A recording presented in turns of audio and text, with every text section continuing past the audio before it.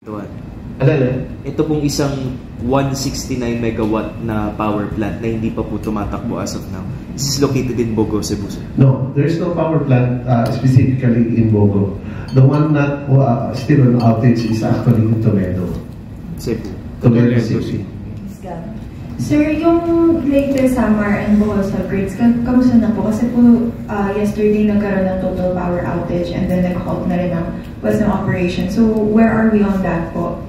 Okay na. Wala na tayo ano. Yung interconnection natin sa Cebu yun lang talaga naging matagal.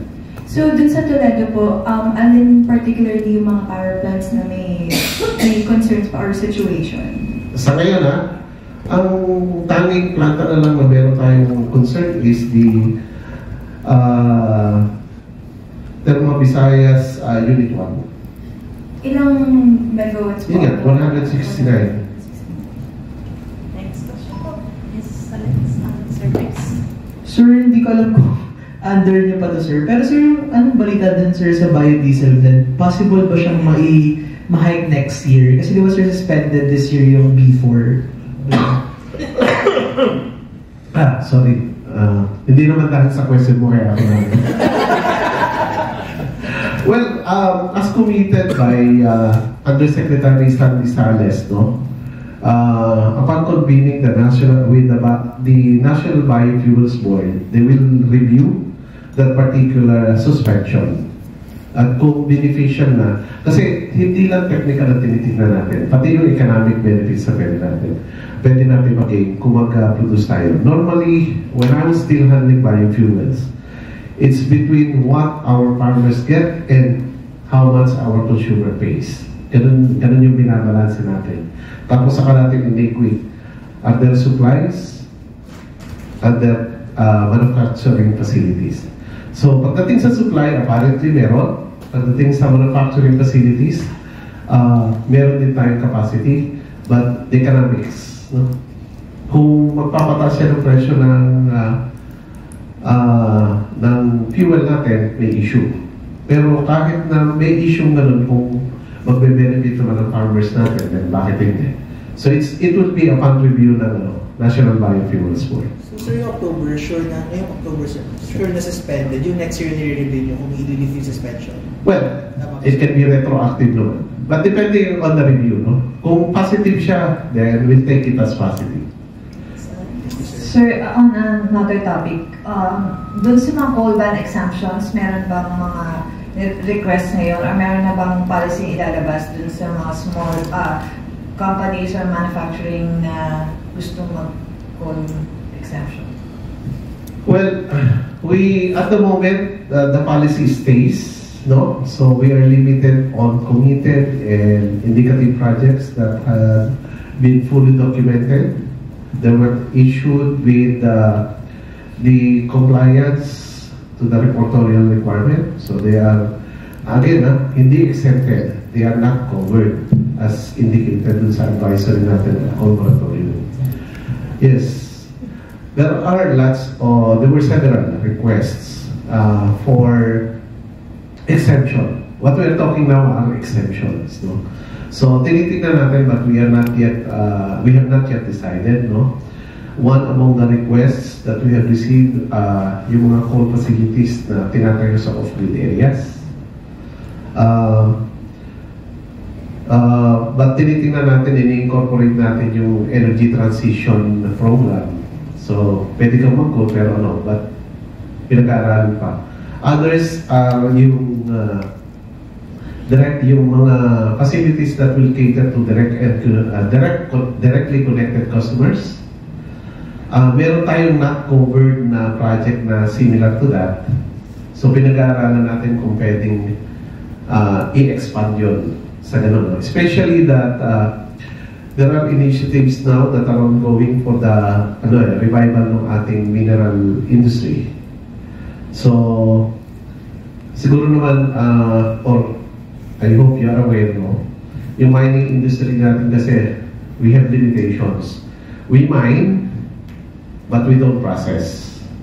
So, kung magkakaroon ngayon ng holistic approach pagdating doon sa mineral industry natin, especially yung tinatawag nating green and critical minerals, That means minerals that can be used also for clean energy. Then, tinitingnan natin kung merong pwedeng mga directly connected na industries.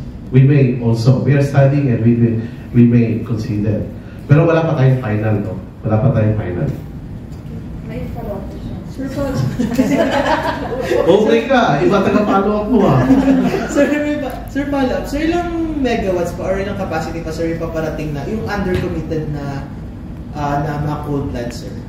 Wala akong final number, no? Pero marami yung project na yan eh. Initially, we're looking at 16,000 megawatts yata before. Pero marami nang hindi na compliant.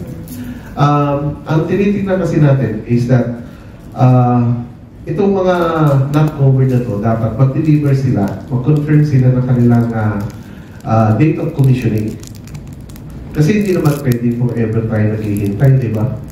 So, masisira din yung overall program natin. So, yung mga nag-request ng confirmation, actually, that is geared toward to that policy natin na you should issue your firm date of commissioning.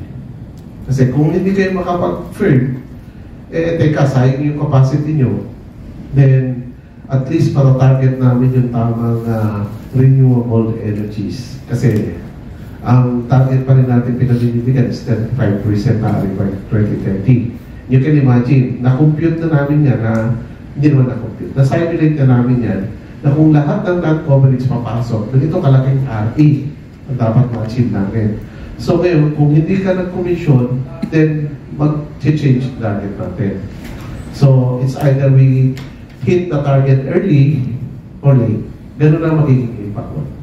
The target's still the same, but it may come early kung kukunti pumasok na coal. Pero kung mas marami, then we have to fast track. Gusto din lang kayong mag-impose na dapat based on sa proposal na nila. O dapat in 1 year na ano na yan.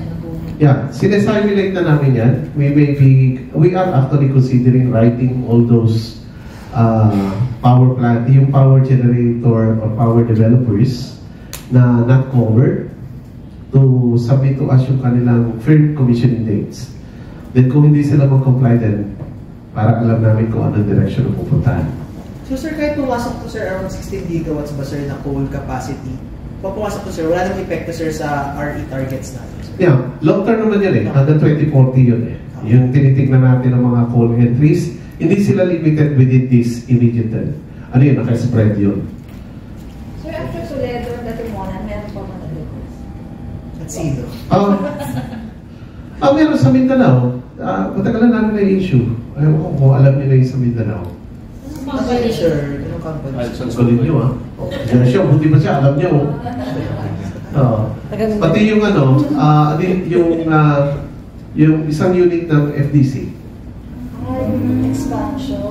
Hindi sila expansion again kaya kami nililinaw namin pati sa kanila nililinaw namin, is it expansion or not? No, it's program. Hindi lang nila tinutuloy, delayed actually sila. Kaya lang, doon nga kami allergy sa mga terminologies kasi kahit yung mga proponent natin, mali yung term nila Kaya kung minsan, ang hirap gamitin din yung kaya yan. Una, meron nag-request sa amin, can we confirm our exception? Teka, hindi ka accepted. Di ba? So, ganun yung mga, kaya mag-ingat kami. So, kagaya nun, hindi yun expansion. Kasi nasa program nila Kaya nga hindi sila covered kasi originally, nandun sa program nila, kaya lang na-delay. Hindi nila sinunod yung programa nila. Or, naka-schedule sila pero in the coming years pa. Just like at Atimonan, ilang beses nagbago yung timeline ng Atimonan, di ba? Kakapasok lang, yung NEA household sa earthquake, kakapasok lang Yeah. NEA yan. Ito situational report number 3, updates on magnitude 6.9 earthquake in Cebu. As of October 3, 9 o'clock, 6 electric operatives minumonitor pa, covering 4 provinces and 2 regions.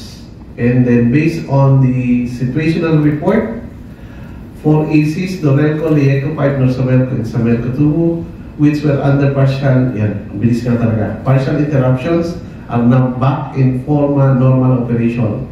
So while Samelco 1, which is under total power interruption. So yun. As part of this, or relative to this, 81